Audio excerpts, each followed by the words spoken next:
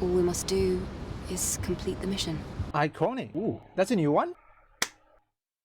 Now everybody, there's a new game that I'm trying to look into, and this is coming from Mugen Lord that I subscribe to, and it says AIKODE, a reason to become a video game independent developer. Yes, there are some of them, and this is a brand new, which this game is, according to Mugen Lord, it is possibly be a mixture of Nier Automata, well, mostly Nier Automata, or Stellar Blade, but we have to see. I'm gonna show you some clip, but I'll leave the link to the full video in the description, so that I want you guys to get a full context of it. And this is a lesson that hopefully you guys learn from it. So before we even dive into this video, make sure you hit the subscribe button, the notification bell for more gaming content.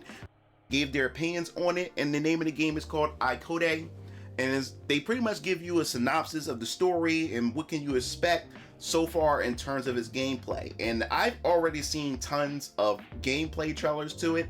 I seen it about a couple of months ago. I even follow AIKODE's Twitter page as well to see these updates and what I've seen. And so far, I definitely see a lot of similarities of gameplay from Nier Automata, which is a good thing. It's not a bad thing at all. And the art style is just beautiful in the designs. And it's designed by one person, and we'll get into that as we go through the article.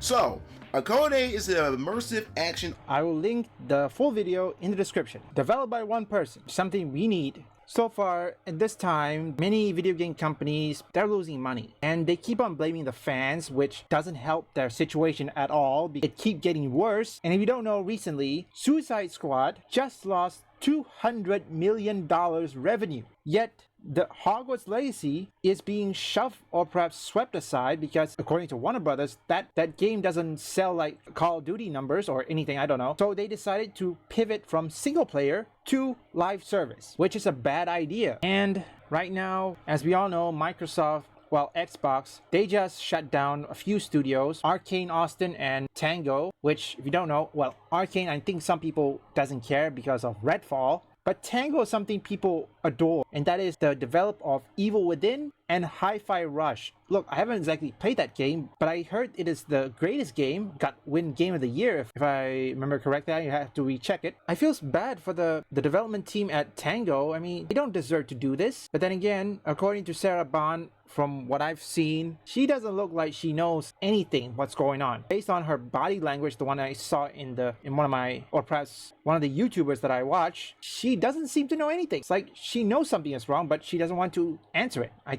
think I could be wrong on that one. Let me know in the comments. Well, I think, even though it's not confirmed yet, but I believe this thing's gonna be a banger too. If it says similar to Nier Automata, it should be a banger, like Stellar Blade as well. Eve, are you alright? Oh, I was just remembering something from yesterday.